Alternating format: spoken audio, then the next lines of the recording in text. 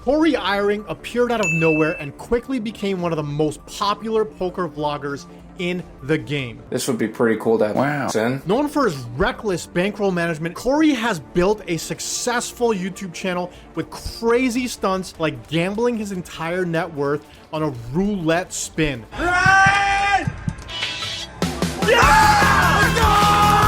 But at the end of the day, he's also a poker player who plays in some massive games, which begs the question, is Cory Eyring good at poker? Or is his success strictly confined to YouTube? That's what we're gonna be looking at in this video. We'll start with some of the earliest hands he's played before jumping into some recent high stakes games. Let's get right into it. This hand was the biggest of Cory's life at the time, and he had previously told the table that his entire bankroll was on the line. T1000 continues pushing the action. Four betting to 500. Friend. And Cory, here we go. Cory hadn't played in a while. Cory 3-bets to $150 from the hijack, and he gets 4-bet from the big blind to $500. He makes the call. Let's take a flop. 600. This time, I have it. This is the time. This is the moment that we've all been waiting for. T1000 c-bets $600 with his 5-2 of clubs that had no business 4-betting in the first place. And we have an easy call here from Cory. We make the call. Let's take a turn. And the check mark for Cory. I'm gonna check, Kevin. I'm trapping this hand. Turn comes to 7 of hearts, and we go check, check. Let's take a river.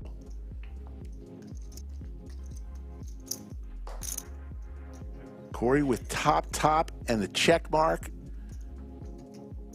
Does he want to go for some value here? A meaningless blank 4 of clubs peels off on the river. T1000 checks it over to Cory, and Cory bets $900. This bet is too small here, in my opinion. I think he should definitely go bigger for value in this spot, especially considering the turn went check, check. But T1000 wastes very little time and puts him all in. This is why I don't play with your net, huh? Boy. Now remember, guys, Cory is playing for his entire bankroll at this time, okay? So this is a very difficult decision for him, but the way this hand played out, he can't have a hand that's better than ace-king here, guys. We have to be calling ace-king in this spot. We're at the tippy top of our range. There's almost nothing we would play this way that's better than ace-king. I think all of our 2-pair combos, all of our sets, for the most part, are going to be betting on the turn. Once we get to this river, we play this hand so weak, and then we bet so small on the river, and when we get jammed down, we just have to make this call, guys. We just have to. There's just no way around this one. I don't like this fold. Actually, that's like, okay, long would be like... Puts in the cold 4-bet on the button with Big Slick. After his first live stream appearance, he took almost a year off before returning to Hustler, where he played this hand. Cory makes a 4-bet to 1900 with ace-king offsuit on the button and gets flatted from the cutoff with the ace-queen suited. Let's take a flop. Bad flop for the 2 seats. Top pair, second best kicker, and a backdoor flush draw. And she's only got 16% equity against top. Flop comes ace 10-4, couple of hearts. We make a standard c-bet of $1,000. Get called. Let's take a turn. Brick on the turn, 6,090 in the middle. Cory's likely wondering how to get his 10,700 in there and called. 7 of diamonds peels off on the turn, gets checked over to Cory. Cory bets $3,000 and gets jammed on. For Mia Maypaul, and she sends it in. We are gonna have a huge pot. He's not folding the ace-king. Cory doesn't like facing this jam, but he's just has to call here. He's getting a great price. Sometimes he's going to be up against ace queen and ace jack. Sometimes it'll be a hand like a queen jack of hearts or something like that, or maybe 2 lower hearts. Cory ends up making the call. Hell of a price. There's the call. 27,490 in the middle. Cory thinks he got cooler. It's the other way around, Cory. Ace King is good. And this is where I think some confidence is being built from Cory here in these live stream appearances. He's starting to play better. He's starting to get better. Oh, Cory with Ace King here facing a 3-bet from T1000's Ace Jack offsuit. This hand we're going to look at is again versus T1000, where he finds himself playing one of the biggest pots of his life. Cory 4-bets his Ace King offsuit, and T1000 decides to come along with his Ace Jack offsuit from the small blind. Let's take a flop. 3,200 in the skillet. There's the ace for both players. Cory in great shape. It's really like the best flop ever for Cory. It would just be a nightmare if a jack were to come for him. But T1000 would be just licking his lips. So Cory gets the home run flop of ace, deuce, deuce, and he decides to make a very small c-bet here of $350. And T1000, of course, makes the call. Let's take a turn. Nobody with a club in their hand on a 3-club board. The turn comes to 5 of clubs, and it gets checked over to Cory again. In this spot, I really like that he goes ahead and bets 2,400, being that he doesn't have much money behind. So this is going to be a standard kind of setup for a triple barrel if this river doesn't come a club. I think a lot of people will see this flush fill in on a turn and shy away from a triple barrel here. Now, I would agree with that if we were a lot deeper. Say if we were playing like $20,000 or $30,000 behind, I would more so agree with a check on the turn. But being that we're so short, I really, really like this from Cory, that he's not scared of this flush filling in. He says, let's go ahead and put this turn bet in. If the river comes to blank, I'm going to go for it. T1000 makes this call. Let's take the river. Let's see what happens. 695. The river fades the jack. Cory with the check mark. Also, oh my gosh, he has Ace King. Slick Rick, he has Ace King. 9 of diamonds peels off, which is a beautiful card for Cory. This is a complete blank, and he goes ahead and he moves all in and puts T1000 in a spot. I mean, T1000 can only win versus bluffs here. He has a pure bluff catcher. Now, Cory could have a hand like maybe King Queen with a club or King Jack with a club that he decided to 4-bet and triple barrel. But for the most part, he's going to probably have hands like Ace King, Ace Queen, pocket aces, flushes, you know, those kind of things. Cory praying for a call here. Makes the call. Wow. And Cory Eyring is going to win the biggest pot of his life. Wow. Over $20,000. He ends up getting paid here, and I really like the way Cory played this hand. From what I mentioned before, the triple barrel with this kind of money behind is perfect. And Cory Eyring wins one of the biggest pots of his life up until this point, but we're going to see a massive pot still yet to come. Doug leaves and comes back with 100K. I hope so. Cory played by far the biggest game of his life a few months ago at the Lodge. This was the first insane hand he played from it. So Cory opens the 6-4 suited from early position and gets 3-bet by Taras and gets a couple of flats behind, and it comes back to Cory, and he decides to make a 4-bet here, which is a very strong move in this spot, guys. He 4-bets to $7,500, and he gets called by Taras and 3Coin, so we're taking a flop 3 ways. You just folded it right here. Bro, you are not folding. I think I might have actually done it. Like, I think so. For the memes. The flop comes King 10-5, no diamonds. This is a horrific flop for Cory. I mean, he doesn't even have a backdoor flush draw. I guess he has a backdoor open and a straight draw, but I mean, there's not much hope on this flop for Cory. He decides to make a c-bet of 7,000 to 2 players anyways. He gets called by Taras. 3Coin gets out of the way. Let's take a turn. And the turn was a 9. And that feeling, right? Yeah. 10 of diamonds. I raised. Terrace with the check mark. He bet like. Why didn't you check the river? You didn't see the full houses out there? 38,000. He checks. 10 of diamonds on the turn. Cory decides to slow down and check, and Taras checks behind. Let's take a river. Everyone's gonna have a line. This one's a bit the Cory reaching. Oh my God. All in. depends on how line doesn't make a tremendous amount of sense, and here we are. Cory decides to move all in on the river 7, and I like it, guys. I like this river play. Why? Because Cory could easily have a hand like Ace King played this way. He could easily have a hand like King Queen played this way. He could easily have a hand like Pocket Aces played this way. He could even have a 10 played this way, right? So he has so many value hands here, but not a ton of bluffs. Yes, he can sometimes have the ace queen, the ace jack, maybe the 6-4 diamonds, whatever. He can have hands like that, but a lot of the hands he has are pure value here. So I really like this play from Cory, and he's using his image here. So far, he's had the image of like just a rock solid kind of player. Like he's not getting too far out of line with things like 6-4 diamonds, you know what I mean? Like he's not known to do these things. So he's trying to use that image to actually do those things.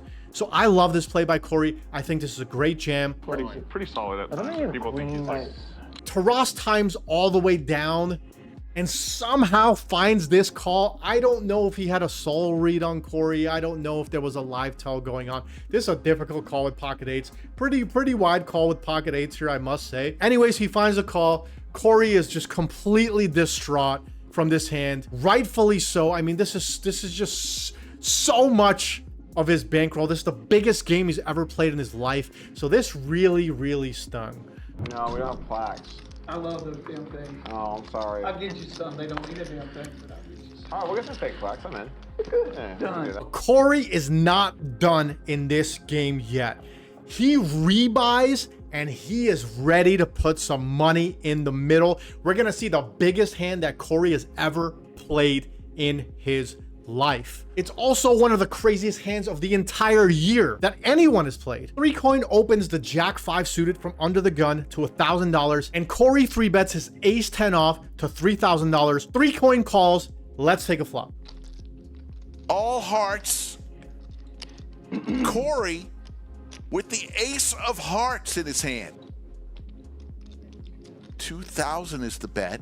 Go over the top. That's what I do. That's what a pro's got to do. Both players with about the same amount It's pine. behind. It ain't that rich. It's not hardwood yet. The flop comes 9-8-7 all hearts, and 3-coin decides to make what we call a donk bet here. He bets, instead of checking, he bets $2,000 into Cory, and Cory makes the call. He's got an open ender. He's got the nut flush draw. Let's take a turn. 3 of spades on the turn. Yo, pro check raise. I like it. I like it. 3 of spades flies off on the turn. We go check. Let's take a river. Ridiculous. He got out of the way. Heart on the diamond. Heart on the river. Let me tell you something. Let me ask you. 4-liner to the straight flush. 4-liner to straight flush. Cory has the nut flush. But in Hold'em, one card just plays. I'm all in. Oh my God. What? This would be a 6 spot first set. 3-coin just ripped 85,000, Rick, into a 10K pot. The 10 of hearts comes off on the river, which changes everything, okay? Everything just changed. We have 2 possible straight flushes on the board right now. Either a 6 of hearts or a jack of hearts makes a straight flush, and 3-coin decides to go all in for $84,700 into a $10,000 pot. How is this even a real life scenario? You never see bets like this happen. And so now Cory has to go into the tank and decide, like, can this guy have a straight flush here? I have the ace of hearts, but I lose to the jack of hearts and I lose to the 6 of hearts. It's a $178,000 pot. Whatever. Thank you. He just played the largest pot of his life. I gotta be serious about it. And this is double what he just played. This is a huge. Take your Huge fucking bet. I need like actually probably 10. I just need time. This is No, Cory, take as long as you want. No, seriously. No, this is like Yeah, take your time. Take your time. No, take your time. He showed the table. He had the ace of hearts. Ridiculous. Take as long as you want. Ridiculous hand. So you got to really start breaking this down. Can 3-coin have a 6 of hearts here? Let's think about that. He can't have the ace 6 of hearts because Cory has the ace of hearts in his hand. He can't have an offsuit heart because what offsuit heart is he opening with under the gun and then calling a 3-bet? So he's not gonna have like ace 6 offsuit, king 6 offsuit, 6-5 offsuit.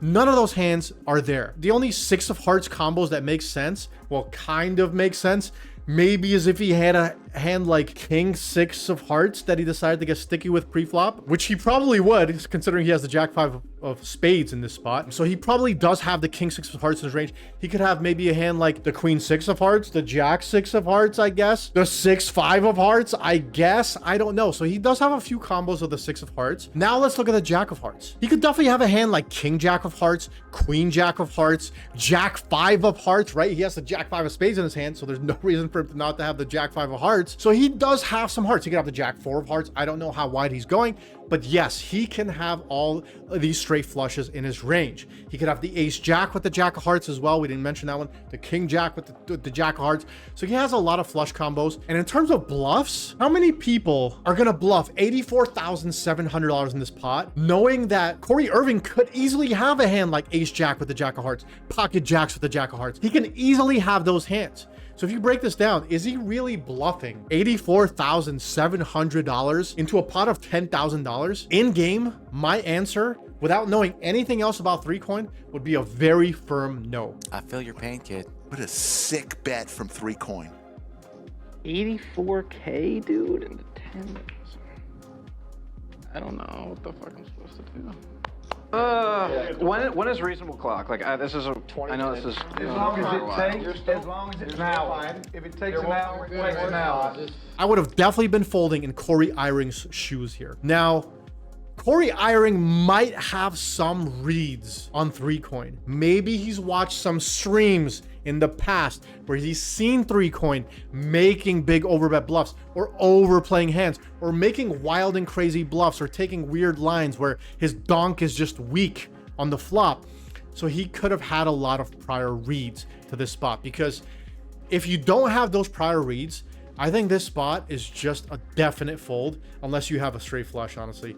Like a 6 of hearts is even close here, right? I think a 6 of hearts is even closer when somebody bets 84,000 into a pot of 10,000. It's ridiculous. Okay, so I would have folded in Cory's shoes. I mean, I didn't really make this clear before the game, but I am sitting with my whole net worth right now, technically speaking, which I didn't announce to the table for obvious reasons. So this makes that spot a little bit more interesting. All right, here's what I'm gonna do. I've made my decision. Uh-oh. If you're cool with this, I've made my decision. I would like to randomly select a card. This is binding. I'd like to randomly select a card. If I pull the ace of hearts, I call. If I pull the 10 of diamonds, I fold. Are you okay with that? You wanna pick my card? Can you show me? It's binding, it's binding. He's locked in. I'm locked in. You do yours or whatever you want to do. No, it's binding. If I pull the ace of hearts, I call. If I pull the 10 of diamonds, We're randomizing. just show me what you have for the stream. Someone else can make the decision. Cory wants to see. So after about 6 hours of timing down, he decides, I'm just gonna leave it up to Mariano to decide my fate. So he has his 2 hole cards and he says, Mariano, pick one of these cards. If you pick the ace of hearts, then I call. If you pick the 10 of diamonds, then I fold. So 50-50, guys. I should have snap called. Oh, that's a call. He picked the ace. He makes the call. Cory Eyring wins the biggest pot of his life. Mariano turns over the ace of hearts and Cory ends up calling and seeing the good news. He just won a pot of $179,650, which is by far the biggest pot that he's ever played in his life. You couldn't script this better. The announcers go crazy. 3Coin is helping him celebrate. Like, it's almost like 3Coin wanted him to call and win. It was like kind of like that kind of moment. And everyone was just like, it was almost like a heroic moment from like a movie or something like that. It was a little bit weird, if I'm being honest, but it was wonderful nonetheless. Cory Eyring now up 84 grand.